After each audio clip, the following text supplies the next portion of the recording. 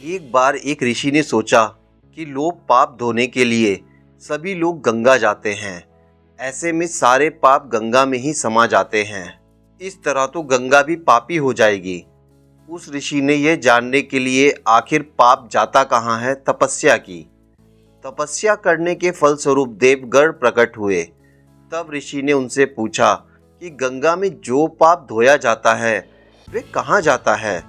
तब भगवान ने कहा कि चलो गंगा जी से पूछते हैं इस बारे में।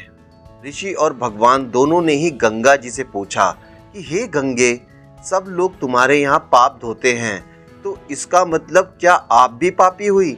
तब गंगा ने कहा कि मैं कैसे पापी हो गई, मैं तो सभी पाप लेकर समुद्र को अर्पित कर देती हूँ। इसके बाद ऋषि और भगवान समुद्र के पास गए और उनसे पूछा कि हे सागर, गंगा सभी पाप आपको अर्पित कर देती है, तो क्या आप भी पापी हो गए? तब समुद्र ने कहा कि वो कैसे पापी हुआ, वो सभी पाप को भाप बनाकर बादल को भेज देता है। अब ऋषि और भगवान दोनों ही बादल के पास गए।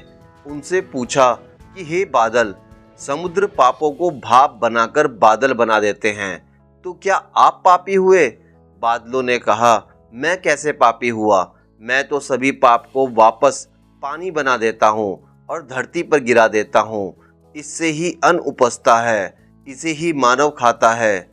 उस अन्न में जो अन्न जिस मानसिक स्थिति से उगाया जाता है और जिस वृद्धि से प्राप्त किया जाता है और जिस मानसिक अवस्था में खाया जाता है, उसी के आधार पर मानव की मानसिकता बनती है।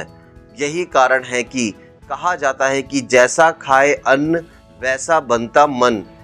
जिस वृत्ति से अन्न प्राप्त किया जाता है और जिस मानसिक अवस्था में खाया जाता है, वैसा ही विचार मानव का बन जाता है। ऐसे में हमेशा भोजन शांत रहकर ही ग्रहण करना चाहिए। अन्न जिस धन से खरीदा जाए वह धन भी श्री काम में लगाना चाहिए। तो दोस्तों, कैसी लगी आपको ये नैतिक कहानी?